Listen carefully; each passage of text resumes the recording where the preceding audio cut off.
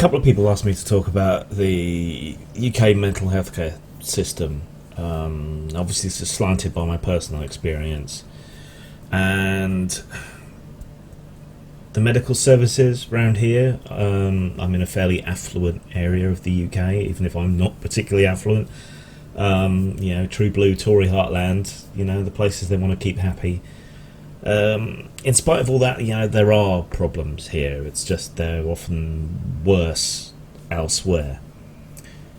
The NHS is a glorious old girl, and people love it. It's something we're justifiably proud of as a nation. I think that we take care of each other with some of the best healthcare in the world.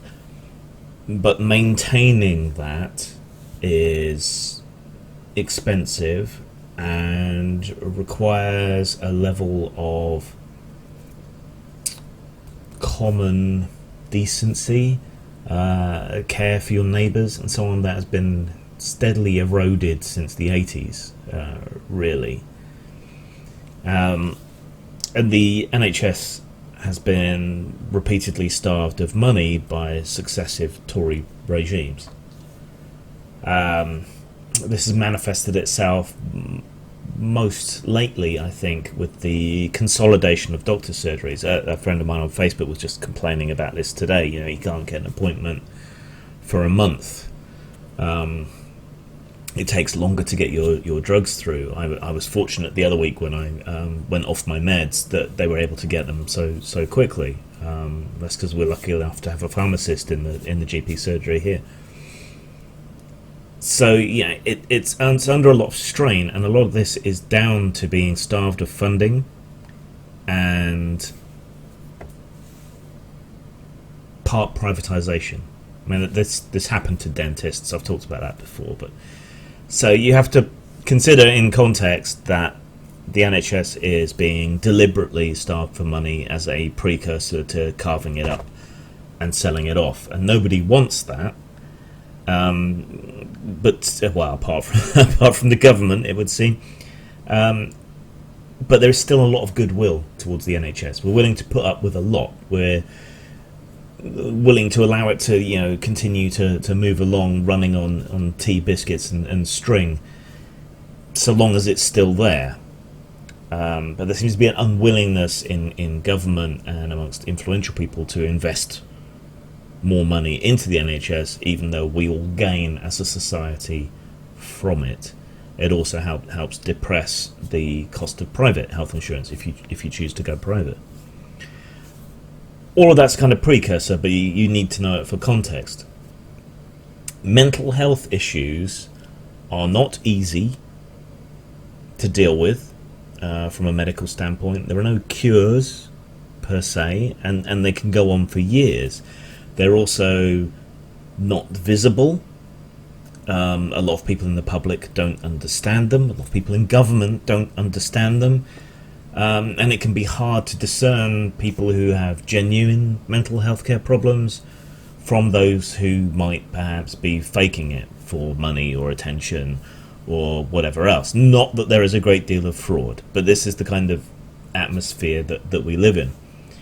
So it's expensive, may never get cured, requires a tailored, individualistic approach to people's issues and problems and so on. All of these are things that basically push it down the urgency list and the cost-effectiveness list when it comes to the NHS, which does run on a system of triage. I mean, any medical system has to run on a system of triage. In the NHS, it's by need and urgency of that need.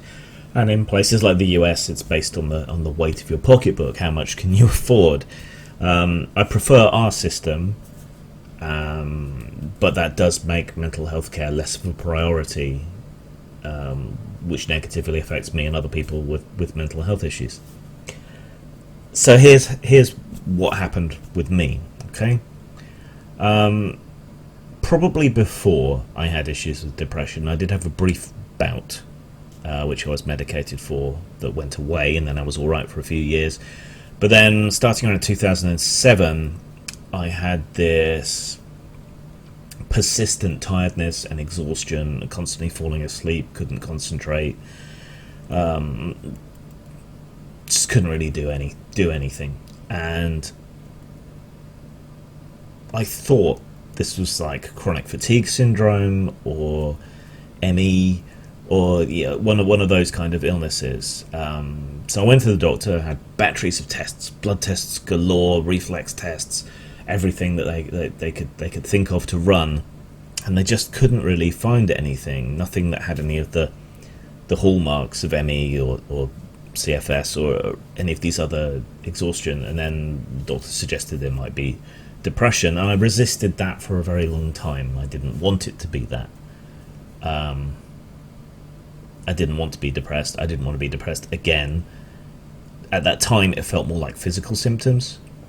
But they insisted, and I tried various things on the sort of milder end, like mindfulness and St. John's wort and all that kind of stuff, because I didn't want to have depression and I didn't want to be medicated, and I was absolutely adamant on that.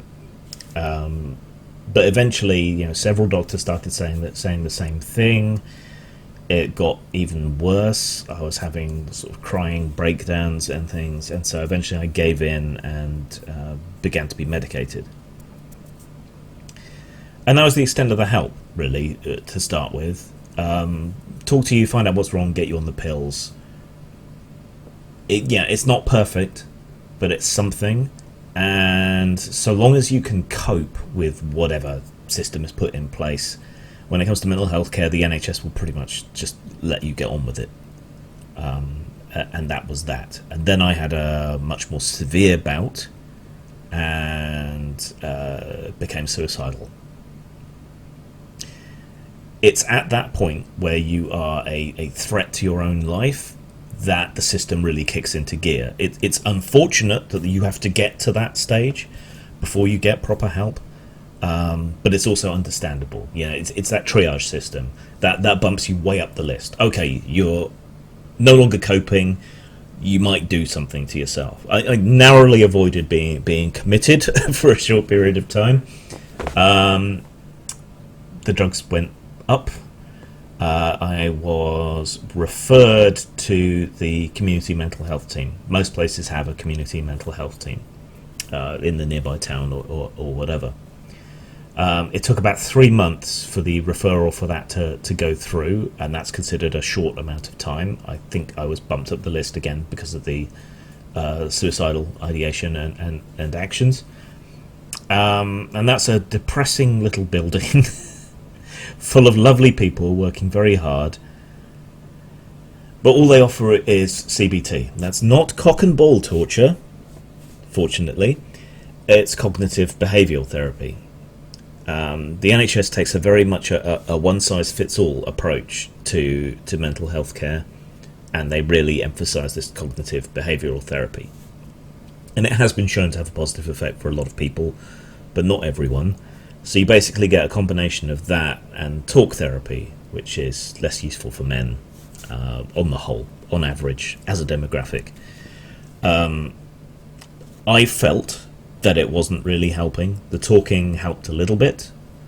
I picked up a couple of useful tools from the cognitive behavioural therapy, but very, very rapidly it became apparent that this was not really helping.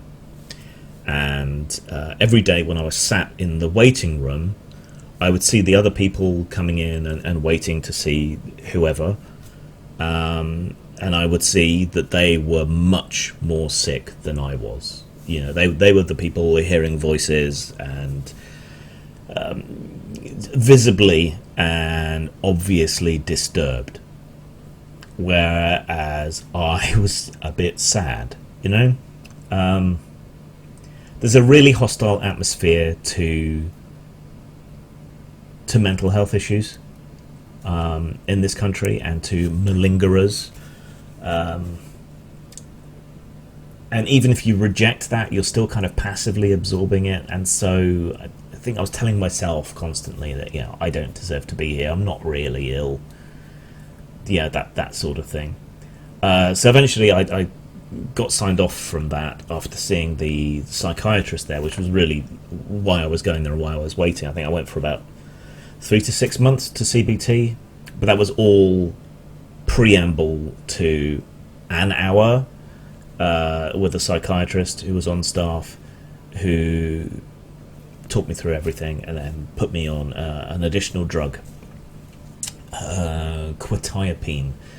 Technically that's an antipsychotic that's supposed to quieten down the voices, but for some people it's used kind of off-label for severe depression and anxiety issues.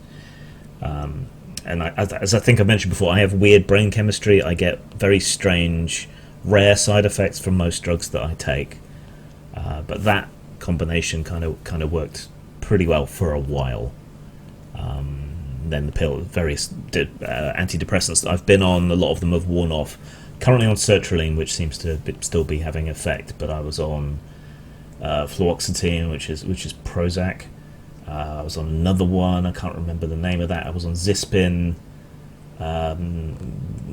That tasted nice. They were kind of these orange flavoured tablets, but that was about the only effect that it had, was that it was a nice taste. Citalopram, which gave me screaming night terrors and made me constantly zonk out and fall asleep. So you got to stick with it when it comes to the drugs, but you know, there's plenty of different kinds on offer, and it takes time, but you kind of grind through them till you find one that suits you and doesn't throw you off kilter too much.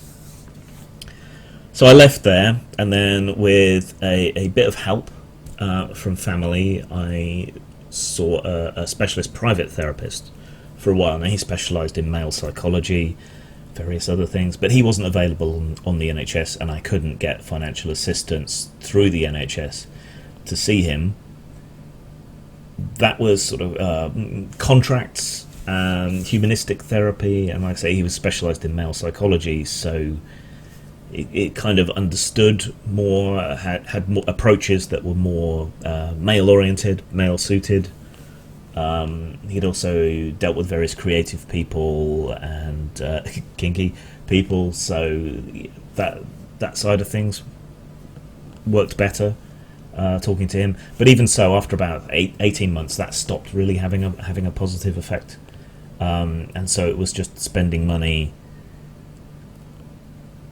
to talk about why I felt sad that week, every week, to someone, and other than that, it had no real positive effect. So I let that slide. More recently, I guess within the last 12 months or so, I had another quite bad bout. Mentioned when I went to the doctor about it that the community mental health team hadn't really helped. I'd gotten the tools that I could from that, and I found it very disruptive and anxiety causing to have to go to the office and everything.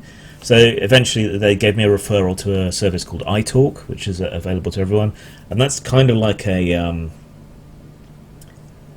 phone-in version of the talk therapy and the CBT, which doesn't help much, but it was something, I suppose.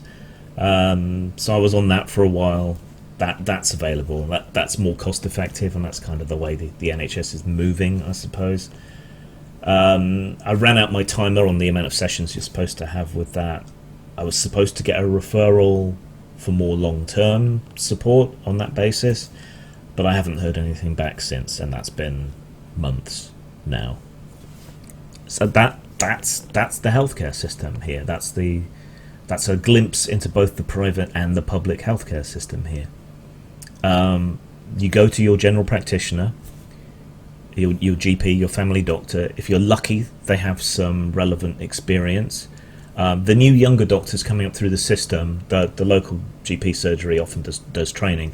They're often a lot more clued in. So there seems to be more emphasis on mental health training going on in colleges and medical schools now, so that's good. But a lot of people are losing their local GP surgery, and mental illness actually in the countryside has been a problem for quite a few years now. Farmers have a really high suicide rate, and rural mental health is a big issue. So the loss of local village doctor surgeries is potentially causing a lot more harm than I think people realise. But yeah, if you're lucky, you get a GP who can understand. They will probably put you on pills, and you will work with them to figure out what pills, what dosage best suits you. And then, if that doesn't help enough, you might get a referral to the community mental health team. If that helps, you'll keep going there. But once you're at a coping level, they will want you to move on because there are other people and the system's overcrowded. And there's this iTalk service. For anything else, you really have to go private, and that's an expense that's beyond the reach of a lot of people, especially when you consider that people with mental health have trouble keeping jobs, have trouble working. The side effects of the antidepressants can preclude you from concentrating or working as much or more than the depression will, but it's just at least you won't kill yourself. It's not a good situation, and the one good thing that Theresa May has done is to put a bit more focus onto mental health issues. But it all comes back down to funding and triage. We need more doctors. We need more mental health specialists. We need more diverse mental health specialists. But it all comes down to money. And we have to decide as a society and as a culture whether we are willing and able to pay the amount of money that it will take to shore up the health service and continue providing these services for everybody effectively, as we continue into the 21st century. And this kind of stealth privatization is causing problems. There's whole middle management levels that don't need to exist in the service. There's all kinds of problems, and when they bring in private companies, they incentivize them to give you a negative, to not put you onto benefits, to not give you help. That's not how medicine is supposed to work. It's supposed to go to those who need it. Zang.